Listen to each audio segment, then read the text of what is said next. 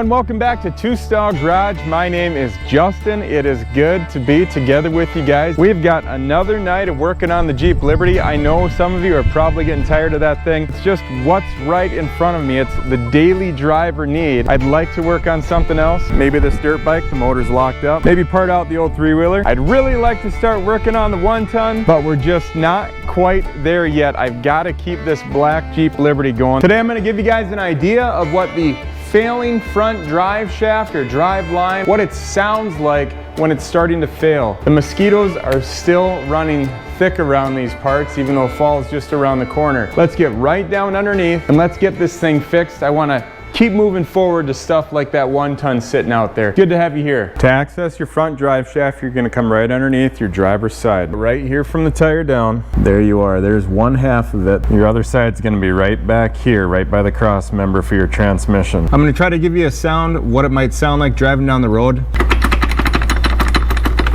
Kind of like that. Can you guys see how that looks wore out? We got some 8mm bolts that go all the way around this. I think there are 6 of them. This is the back side of the drive shaft. This is going right into the transfer case. I am going to work on the front side first. There's not a lot of torque on these usually. Like I said, 8mm.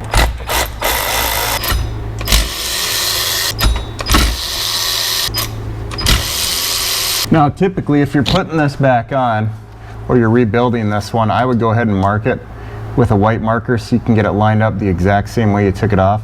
We're going to put a brand new one on there, so I'm not going to worry about that. And I don't have a lot of space under here, so be encouraged, you can do this. If you got a Jeep Liberty and you're doing this, I don't have this jacked up at all. This is how it's going to come out. It's going to look like that. 2 more. It's weird because this thing looks like it's pretty new, but I know it's got to be the issue. I'm driving down the road, I can hear it kind of spinning around, shaking a little bit loosely, and every once in a while when I'm turning, it catches, and I know that it's got to be this because, well, I can recognize it from 3 previous failures. I see a part number on this, the Dorman drive shafts. If you're going to replace a drive shaft on your Jeep Liberty, do not use Dorman, whatever you do. Oh boy, you know, I love seeing grease or transmission oil or something on these pans, and it's got this gray paint that comes off inside your transmission. It is just goofy. Our green Jeep doesn't have that. Why would they do that? Why would they paint the transmission case with something that flakes off? I'm pretty sure inside the oil pan it does as well. Man, this just feels wore out.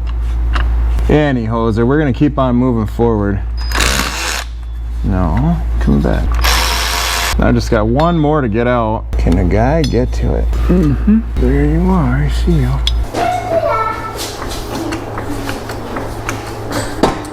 All right, whole truth, nothing but the truth. And yeah, I'm sideways. Check this out. I jacked up that side just a little bit. Just enough so that tire's barely off the cement, just enough to turn. So that way I can turn the drive shaft here. And you see how the tire turns as well as I do that. That's because right up here I need to turn. Boy, I can see it just wore out. You can just tell. So anyways, there's our bolt right there that we need to get out.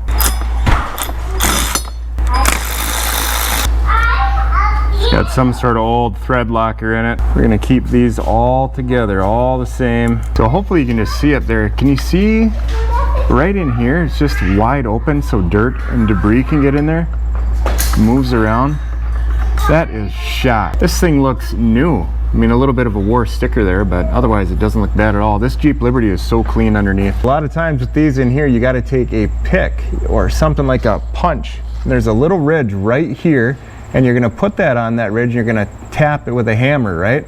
Go ahead and get yourself like a 3-pound hammer if you need to. You're gonna tap it, and then you're gonna rotate it, you're gonna tap, you're gonna rotate it, and you're gonna keep tapping it because that's gonna help it inch its way out, or probably like millimeter its way out. But with this one right here, this is already loose, so this is kind of nice. We're gonna pull it out. You shouldn't be losing a whole bunch of fluid or anything like that. There's some grease packed in here, but that's about it.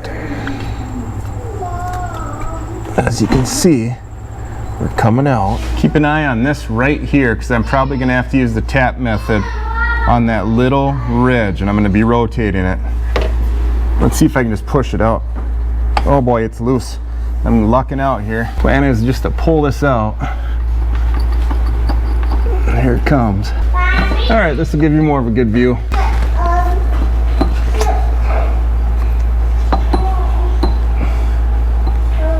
I just can't believe I can't get this to, I think it's the wrong length shaft. That'd be my bet. I could be wrong, but you gotta measure from right here, this end, all the way over to the back to that end. And you got just a little bit of buffer, maybe a few millimeters if I'm remembering correctly. And that's what you order. You can't just order any drive shaft. Not saying that's what's happening here. Definitely is a lot different than the ones I've tried to get out before. Here we go. We're coming.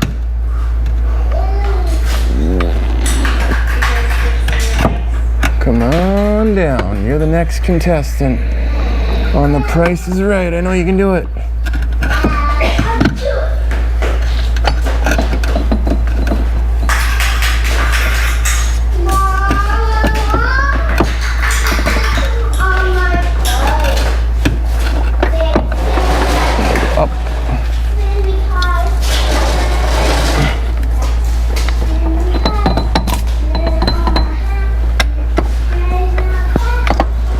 Out of there. Let's go. Yes, no? There we go. We are out. Okay guys, take a look. This is your front. That goes into the front diff. This is your rear. Goes into the transfer case. All right, let's take a look at the drive shaft. This part up here looked good. This is your front. This goes right in to the front differential. Swing around here to the back. This part goes into your transfer case. Look at the gaping holes in there. That is not okay. I think we found the culprit. Let's go ahead and take this thing for a drive, and I'll let you know if we got rid of the vibration. We'll find out if we've got rid of the noise as well. And on part 2 of this, I'm going to show you how to order and install your new drive shaft. We're smiling about. All right, here we go. We got everybody loaded up. Mama's coming. We're gonna take this thing down the road. We're gonna haul a trailer for the very first time with it. Should be fine. Just turning around, loading up the trailer, I can tell that there's something clunking in the front passenger side. I don't believe it's any relation, of course, to the front drive shaft. We're still gonna test that out right now. Okay, here we go. I gotta tell you, right now I'd be able to hear it. I didn't have any vibration coming up to speed. Normally it was around 40, 45 miles an hour. Right now there is no noise. So you know what that means? That means we got it. All right, everybody, we arrived at the dump. We're gonna dump some trash here. Nothing glorious. It's a beautiful night. Gotta look at that sunshine. Thanks for being here. We'll talk to you next time. Stay in touch. Bye, guys.